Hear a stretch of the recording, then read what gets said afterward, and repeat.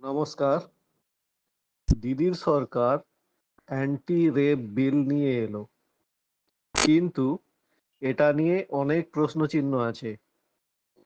শুভেন্দুবাবুর নিয়েও কিছু প্রশ্ন থাকলো।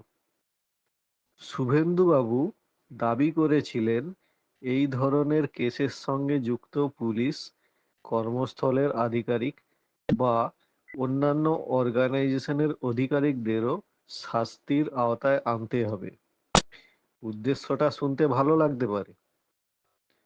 আমিও স্কুল জীবনে এই ধরনের সমাধান ভেবেছিলাম, কিন্তু এতে কি পুলিশ বা অন্যান্য আধিকারিকরা ঠিকভাবে কাজ করবে, নাকি শুধু মাসের শেষে বেতন পেতে হবে আর চাকরিটা বাঁচিয়ে রাখতে হবে, সেটাই লক্ষ্য হবে।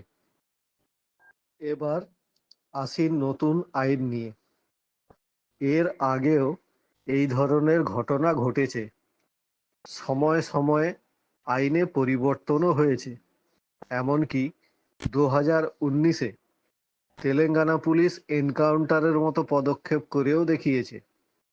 দিল্লির নির্ভয়া বা কলকাতার ধনঞ্জয় ফাঁসির মতো উদাহরণও আছে। কিন্তু এ ধরনের ঘটনা কি বন্ধ হয়েছে? এটা এবার ভাবার সময় এসেছে। যদি উত্তর না হয়, বুঝতে হবে আমরা ভুল পথে চলছি। পুলিশ দোষীকে তাড়াতাড়ি ধরতে পারে, কিন্তু ক্রাইমের সময় পুলিশ সেখানেই উপস্থিত থাকবে আর অপরাধ আটকে দেবে, এ স্বপ্ন দেখাটাই ভুল।